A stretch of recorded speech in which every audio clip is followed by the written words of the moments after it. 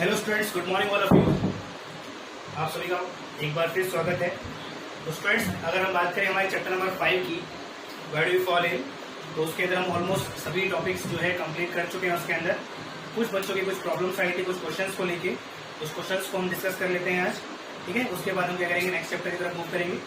तो question student बच्चों का था, एक तो इम्यूनाइजेशन क्या होता है। तो स्टूडेंट्स, इम्यूनाइजेशन जो होता है, ये देखो आपको याद होगा, हमने पढ़ा था, एक टॉपिक पढ़ा था वैक्सीनेशन। ठीक है, तो उसके दौरान हमने एक पढ़ा था कि इम्यूनाइज करना क्या होता है बॉडी को। तो अगर किसी पर्टिकुलर डिजीज के अगेंस्ट में जो बॉडी का रेजिस्टेंस डेवलप करना किसके अंदर, बॉडी के अंदर, वो क्या कहलाता है, इम्यूनाइजेशन कहलाता है। मतलब एक तरीके से बॉडी को इम्यूनाइज करना।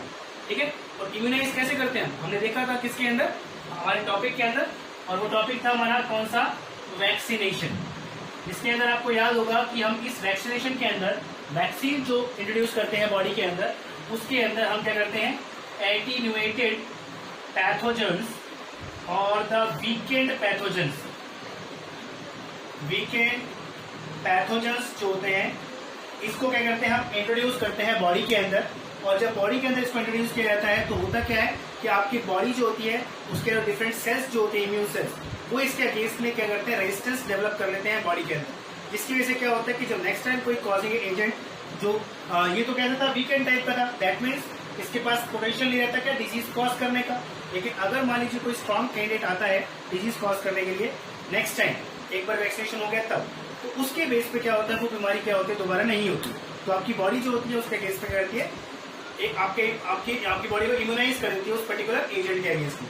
इसे हम क्या बोलते हैं, इम्यूनाइजेशन बोलते हैं। ओके, और ये किसके थ्रू किया जाता है, कैसे एक्वायर किया जाता है, वैक्सीनेशन के थ्रू एक्वायर किया जाता है। ओके स्टूडेंट्स, तो स्टूडेंट्स एक तो क्वेश्चन ये था। दूसरा क्वेश्चन एक ये था स्टूडेंट्स बच्चों का, कि जो एक उसका क्वेश्चन को आई थिंक आपको एनसीईआरटी में मिल जाएगा, जो वायरल डिजीजेज होती हैं उनके अगेंस्ट में जो एंटीबायोटिक्स होते हैं वो क्यों इफेक्टिव नहीं होते। ठीक है, ये क्वेश्चन है, आपको दिया हुआ है। सिंपल सी बात है स्टूडेंट्स, एक्चुअली क्या होगा, देखो हमने बात की थी किसकी, वायरसेस की बात भी की थी हमने, और हमने किसकी थी, अदर पैथोजेंस की भी बात की थी हमने। और अदर पैथोजेंस के अंदर हम बात करें तो हमारे पास क्या है, बैक्टीरिया हो गया, फंगल हो गया। ठीक है, अदर एजेंट्स हैं। तो अब डिजीज कॉज करते हैं, अगर हम बात करें स्टूडेंट्स, इन दोनों की बात करें, वायरसेस की या बैक्टीरिया की, कंपेरिजन कर लेते हैं एक्चुअली हम। तो वायरस जो होते हैं स्टूडेंट्स, अगर हम बात करें बायोलॉजिकल क्लासिफिकेशंस की, तो बायोलॉजिकल क्लासिफिकेशंस के अंदर हम क्या है, इसको कोई भी क्या है, इसको सीक्वेंसली ऑर्डर नहीं किया गया किसी ग्रुप के अंदर। ठीक है, ना इसको हम लिविंग कैटेगरी में काउंट करते हैं, ना इनको हम नॉन लिविंग में काउंट करते हैं, बिकॉज इसके पास कुछ फीचर्स टाइप के होते हैं। ठीक है, क्योंकि आपको याद होगा हमने पढ़ा था कि वायरस जो होते हैं एक्चुअली इनके पास खुद की कोई मशीनरी नहीं होती है। ठीक है, तो इसके लिए क्या होते हैं, ये वायरस जो होते हैं जब किसी बॉडी के अंदर इंट्रोड्यूस होते हैं तो उस बॉडी की उस सेल की जो मशीनरी होती है, मशीनरी मतलब क्या है, जो उसका सिस्टम है उसको ये क्या करते हैं, खुद के लिए इस्तेमाल कर लेते हैं। मतलब जैसे खुद का इनके पास कुछ नहीं, दूसरों के पास जाके क्या करते हैं, उनकी चीज एक तरीके से छीन लेते हैं। जैसे एक तरीके से क्या कर लिया, हाईजैक कर लिया किसी को। ठीक है, जैसे होता है ना, हाईजैक कर लेते हैं भाई, किसी को बस को हाईजैक कर लिया या प्लेन को हाईजैक कर लिया, तो उसका बॉडी क्या करता है, वो मूव करता है। इसी तरीके से जब वायरस किसी बॉडी के अंदर या किसी सेल के अंदर एंट्री करता है तो उसकी बॉडी या उसके सेल को क्या कर लेता है, उस सेल को अपने लिए क्या करता है, यूज करना स्टार्ट करता है, एक तरीके से हाईजैक कर लेता है। जिसकी वजह से क्या होता है कि अगर हम बात करें किसकी, एंटीबायोटिक्स की, तो जनरली क्या होती है, वो अदर पैथोजेंस की जो क्योंकि वो क्या है, लिविंग कैटेगरी में रखे गए उनको, तो उनके पास क्या होता है, उनका स्ट्रक्चर होता है, उनके अंदर लाइक सेल मेम्ब्रेन प्रेजेंट है, उनके अंदर उनके सेल वॉल प्रेजेंट है, उसके अंदर उसकी अपनी मशीनरी है, जिसको हम समझकर उनके अगेंस्ट में कोई प्रॉपर मेडिकेशन कर सकते हैं, उसके अगेंस्ट में ड्रग्स डिजाइन कर सकते हैं और उसको किल कर सकते हैं उसको। ठीक है, लेकिन अगर बात करें किसकी, एंटीबायोटिक्स जो स्पेशली क्या होते हैं, केमिकल सब्सटेंसेस होते हैं, जो क्या होता है generally in like bacteria, fungal agent, इनसे क्या होता है, तैयार किए जाते हैं, और दूसरों माइक्रोब्स के लिए क्या होते हैं, वो हार्मफुल होते हैं। तो उनके पास खुद की मशीनरी होती है, तो उसका बेस पे क्या होता है, उसका जो पाथवे होता है, ठीक है, अटैक करने का, तो उसकी मशीनरी जो भी लाइक फंगल है या बैक्टीरिया है, उसका एक पाथवे होता है काम करने का, तो उसके पाथवे को क्या करते हैं, ब्लॉक कर देते हैं। ठीक है, लेकिन वो जो पाथवे है वो इसका कोई पर्टिकुलर कोई पाथवे नहीं होता, इसके अकॉर्डिंग इसको क्या होता है, वो अटैक नहीं कर पाते हैं और जनरली क्या होता है, इस वजह से क्या होता है, जो एंटीबायोटिक्स है वो क्या करते हैं, इनको इनके केस में क्या होता है, इनइफेक्टिव हो जाते हैं। ठीक है, तो इसका मेन रीजन यही है। इस अगर सारी बात एक सिंपल वे में करें तो इनके पास क्या होती है, खुद की कोई मशीनरी नहीं होती काम करने के लिए, तो दूसरों की बॉडी, तो दूसरों की सेल को यूज करते हैं अपना काम करने के लिए। तो अगर आप अटैक करते हो तो जनरली क्या होता है, आपका कोई उनके जो सेल है या उसको होस्ट है उसको ही क्या हो सकती है, हार्म हो सकती है। इस वजह से क्या होती है, जो एंटीबायोटिक्स मेनली इस काम के लिए तैयार की जाती है वो इनके केस में क्या होती है, वो इनइफेक्टिव हो जाती है। ठीक है स्टूडेंट्स, तीसरी अगर मैं बात करूँ, एक क्वेश्चन और दिया गया था, एक बीमारी के बारे में जिक्र किया था स्टूडेंट्स, याद होगा आपको, वो थी एड्स। ठीक है, और कॉजिंग एजेंट क्या था इसका, HIV। तो क्वेश्चन ये है कि इसको हम काउंट करते हैं एज सिंड्रोम की फॉर्म में। ठीक है, तो सिंड्रोम स्टूडेंट्स क्या होता है, एक्चुअली बात करें तो जैसे बोलते हैं ना, एक्वायर्ड इम्यूनो डेफिशिएंसी सिंड्रोम बोलते हैं। तो सिंड्रोम के बहुत ही भी क्वेश्चन अपने एनसीईआरटी के लिए, तो इसके अंदर क्या होता है, सिंड्रोम मतलब क्या होता है, कई चीज एक साथ क्या होती है बॉडी के अंदर डिस्टर्ब हो जाती है चीज, या कई बीमारी जब क्या होती है एक साथ लग जाती है, उसके वजह से डिफरेंट सिस्टम जो होते हैं एक साथ खराब होने स्टार्ट हो जाते हैं। ठीक है, तो उस पर्टिकुलर के लिए क्या होता है, इस्तेमाल किया जाता है, क्या इस्तेमाल किया जाता है, एक वर्ड टेक्निकल टर्म सिंड्रोम इस्तेमाल किया जाता है।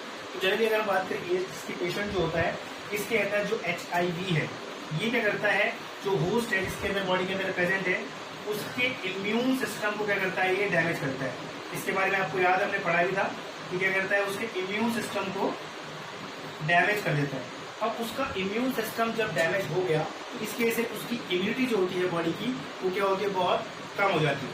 अब उसकी इम्यूनिटी जब कम हो गई तो सिंपल सी बात है, जब इम्यूनिटी नहीं है बॉडी के अंदर तो कोई भी बीमारी जनरली क्या होती है, छोटी मोटी बीमारियां जो होती हैं वो क्या होती है, इजीली टेक ओवर हो जाती है बॉडी।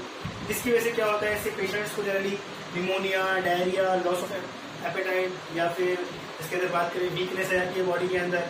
ठीक है, और उसके अलावा TB, जनरली ऐसी कोई बीमारियां जो होती हैं क्या होती है, इस पेशेंट को हो जाती हैं, जिसकी वजह से क्या होता है, बहुत सारे सिम्टम्स अराइज होते हैं, उनके मेटाबॉलिक डिस्टर्बेंस क्रिएट हो जाती है बॉडी के अंदर, फिजिकल डिस्टर्बेंस क्रिएट हो जाती है बॉडी के अंदर। तो जिसकी वजह से क्या होगा, इसको करेक्टिवली क्या बोलते हैं, सिंड्रोम बोलते हैं। तो इसकी वजह से क्या होता है कि इस बीमारी होती है, इसको क्या बोलते हैं, सिंड्रोम के अंदर काउंट करते हैं। ठीक है, नॉर्मल डिजीज के अंदर। ठीक है स्टूडेंट्स,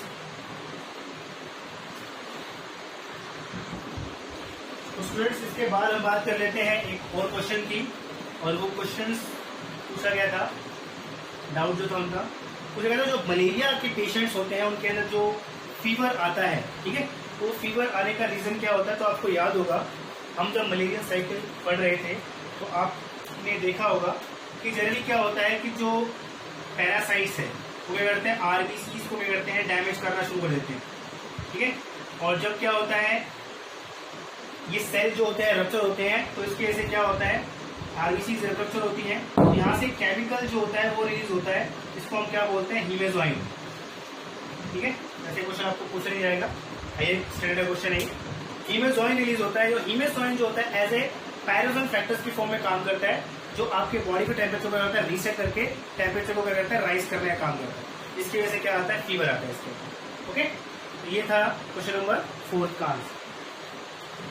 इसके अलावा स्टूडेंट्स, इसके अलावा भी आपके कोई डाउट हो तो आप उससे उसके बारे में पूछ सकते हैं।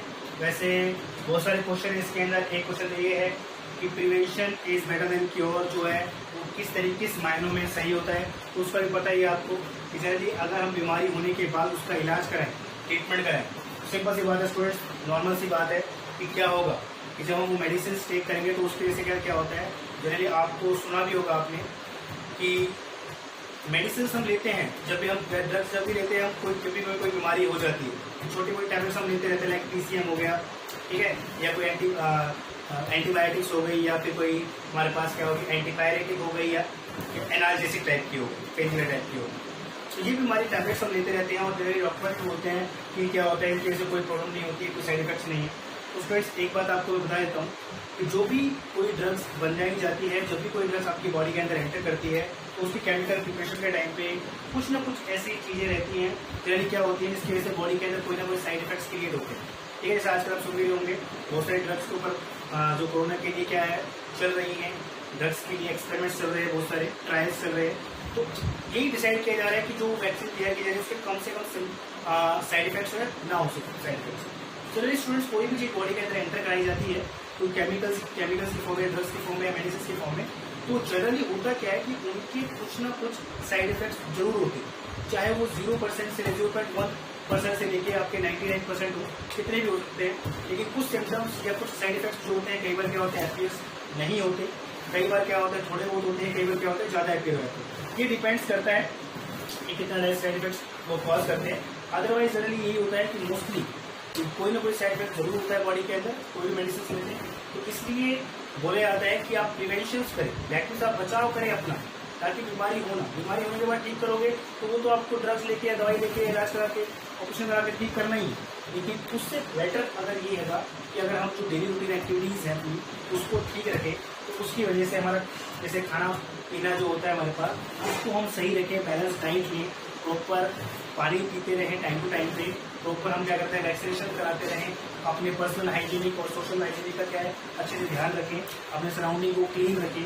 तो ये सारी चीज़ें कहने का अगर हम कंटिन्यूसली फॉलो करते रहें, बार बार हाथ धोते रहें या जो भी चीज़ें हैं प्रिवेंशन करने की, वो अगर हम अप्लाई करते रहें अपने ऊपर, तो इससे बहुत सारी बीमारियों से क्या कर सकते हैं, हम बच सकते हैं। ठीक है, तो ये एक सेफ तरीका है, इससे आपकी बॉडी भी हेल्दी रहेगी और आपके सराउंडिंग में क्या जो डिजीज होती है उनका रेट भी क्या होगा, काफ़ी नीचे तक पहुँच जाएगा। ठीक है, उसके बाद इसलिए बोला जाता है कि भाई ड्रग्स जो है, मेडिसिन जो है, आपको क्या है नहीं लेनी चाहिए। ठीक है स्टूडेंट्स, ये भी एक प्रॉपर तरीका है अपने आप को क्या रखने का, हेल्दी रखने का। ओके, इसके अलावा बहुत सारी हैबिट्स हैं जो आप डेली रूटीन में अप्लाई कर सकते हो अपने ऊपर। जैसे पानी पीने की हैबिट्स होती है, बहुत कम बच्चे ऐसे रहते हैं जिनको प्रॉपर हैबिट रहती है बार बार पानी पीने की। बहुत सारे स्टूडेंट्स ऐसे रहते हैं पानी नहीं पीते। स्टूडेंट्स की बात नहीं कर रहा, सब सारे ह्यूमन बींग्स की लगा लीजिए। ठीक है, तो वो भी एक बहुत इंपॉर्टेंट फैक्टर है जो आपको हेल्दी बनाए रखने में क्या करता है, बहुत इंपॉर्टेंट रोल प्ले करता है।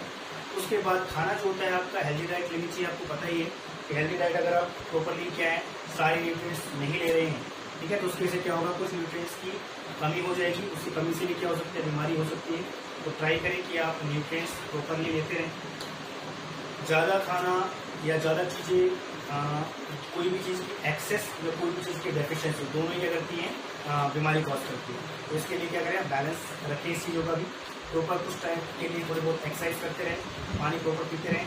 ठीक है, ये सारी तरीके हैं किसके बचाव करने के। अगर ये चीज़ें अप्लाई करते रहेंगे तो बीमार आप कम पड़ेंगे और ड्रग्स जो भी बॉडी के अंदर क्या होगी, कम एंटर होगी। ठीक है, तो इसलिए बोला जाता है कि prevention is better than cure. काफ़ी बता दिए इस टॉपिक के ऊपर। ठीक है स्टूडेंट्स, तो आज के लिए हमारे पास इतना ही। Thank you so much.